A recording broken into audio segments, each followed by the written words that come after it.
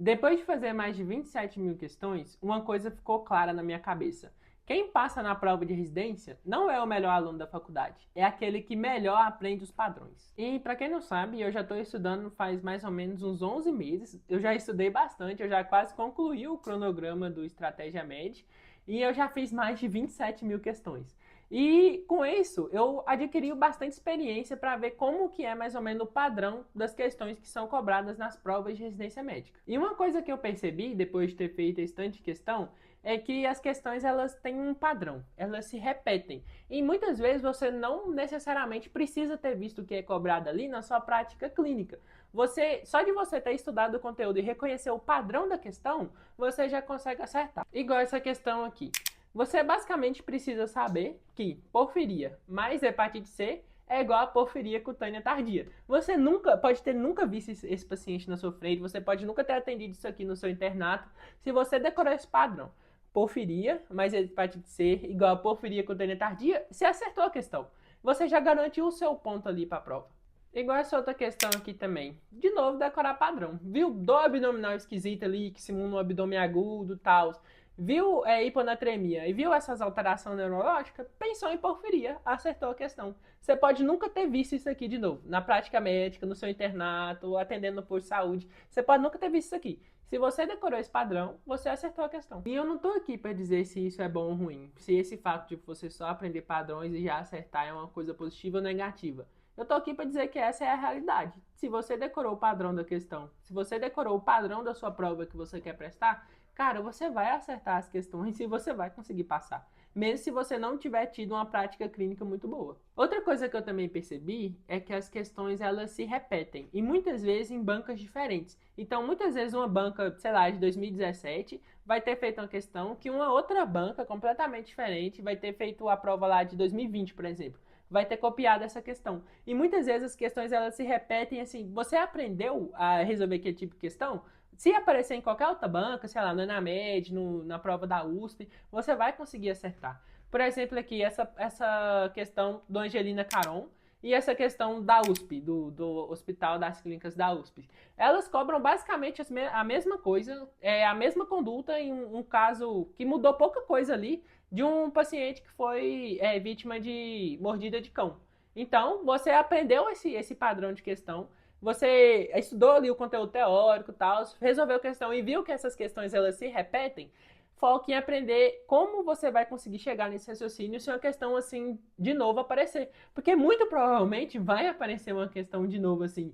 E isso aqui, essas duas questões foram só um exemplo. Tem muitas outras que sempre se repetem e cobram os mesmos pontos, as mesmas coisas. Então, se você aprender o que mais cai, a chance de você conseguir garantir 1, 2, 3, 4 pontos lá na hora da prova é muito grande. Um outro exemplo aqui foi um conteúdo que eu estudei, tumor neurogênico do pâncreas. É um conteúdo que ele é bem grande. Se você for estudar ele todo num livro, cara, vai ter ali umas 50 páginas falando só disso.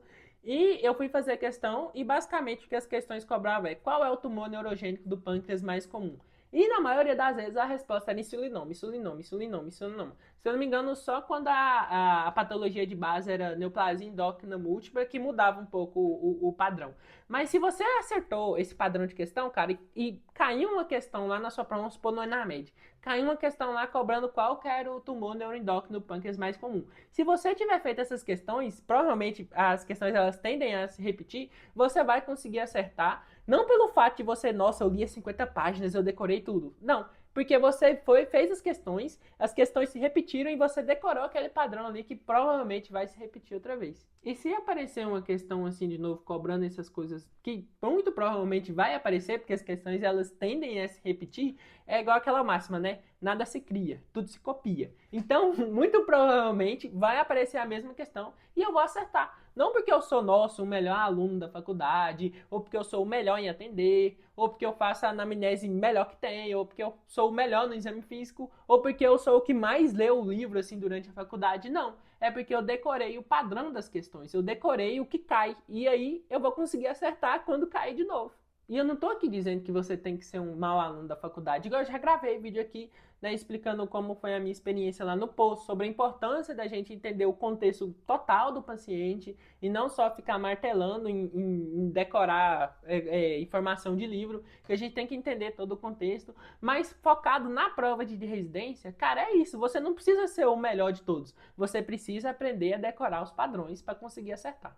Então, bem assim, sei lá, você não fez uma faculdade muito boa, ou seu internato não foi tão bom, você não teve professores tão bons, você não teve um hospital escola, assim, para você praticar. Não se desespere, não desista, ainda dá tempo, ainda dá para você começar a estudar para residência e passar. Porque você não precisa de tudo isso, você precisa basicamente decorar os padrões e acertar lá na hora da prova. Então, se você estudou o conteúdo ali focado, direcionado para o que mais cai, muito provavelmente o que mais vai cair vai ser aquilo que você estudou e você vai acertar. E o melhor de tudo é que você não precisa decorar todos os padrões que existem, porque as bancas elas têm um padrão específico.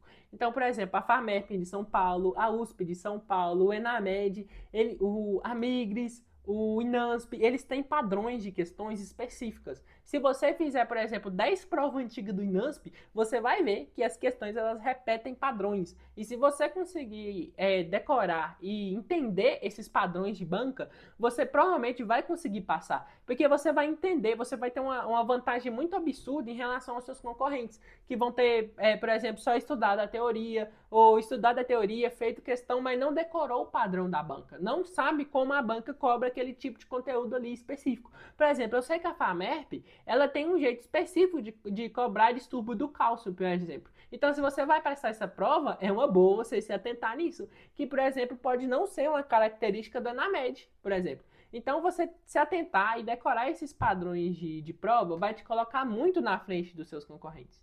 E isso foi uma coisa que eu só entendi depois de ter feito esse tanto de questão, entendeu? Depois de entender que as bancas elas sempre repetem os mesmos padrões. Outra coisa que eu entendi também é que é muito difícil de você estudar por questões sem ter visto o conteúdo. Porque muita questão vai cobrar coisa do conteúdo que você, se você não tem ideia do que é aquilo ali, você vai errar a questão. Por exemplo, essa questão aqui que cobrou arterite de Takayasu. É assim que fala, acho que é Takayasu.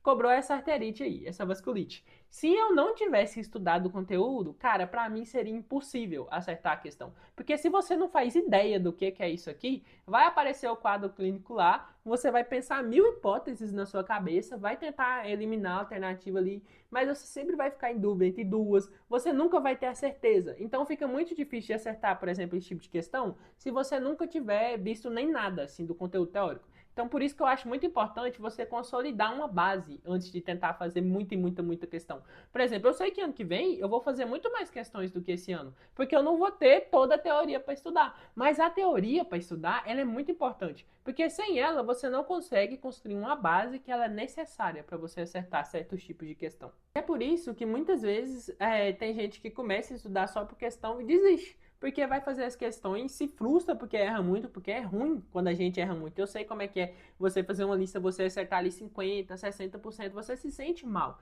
E aí você sente, querendo ou não, vontade de desistir. E isso não acontece quando você vê a teoria previamente e você acerta, sei lá, 80%, 90%, você se sente bem, você se sente empolgado para continuar estudando. Aquilo ali não te desanima, não faz você querer desistir. Outro ponto muito importante também de você ter visto a teoria antes é você entender o porquê que você errou. Por exemplo, essa síndrome aqui, se eu tivesse errado ela, vamos supor, eu confundi com a outra vasculite.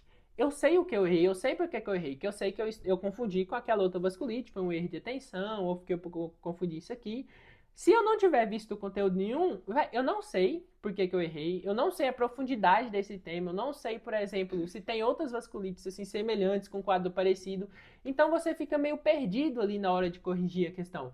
Coisa que já não acontece se você tiver visto a teoria previamente. E quando você vai corrigir a questão, que você anota ali o que você errou, fica muito mais fácil de entender quando você já viu esse conteúdo previamente. Então, consequentemente, você vai fixar melhor aquilo ali na sua cabeça e quando chegar na hora da prova, se cair uma questão parecida de novo, você vai conseguir acertar. Porque você já vai ter todo esse raciocínio, não, eu já errei isso aqui, eu sei por que eu errei isso aqui e agora eu não vou errar de novo. Então, isso aumenta a sua chance de acertar mais na hora da prova. Não adianta você só resolver questão. Você tem que aprender com a questão, você tem que estudar a questão. Então não adianta você, errei aqui e tal, só para ver quantos por cento do conteúdo eu tô acertando. Não é assim que funciona. Você tem que fazer, você vai ver sim quantos por cento você está acertando, mas você tem que aprender com aquelas questões, você tem que corrigir. Então por isso também que é muito importante na hora de você errou, você clica lá para ver a correção da questão. Se você usa uma plataforma que tem correção em vídeo, cara, assista o vídeo do professor ali explicando aquela questão. Tenha um caderno de erros, entendeu? Onde você vai conseguir anotar o porquê que você errou, para você aprender de fato com aquela questão. Porque isso já aconteceu comigo. Eu já errei umas duas questões, assim, um exemplo assim, né? Que eu errei duas questões que eram extremamente parecidas, porque quando eu errei a primeira, eu não dediquei tempo suficiente para entender por que eu errei aquilo ali.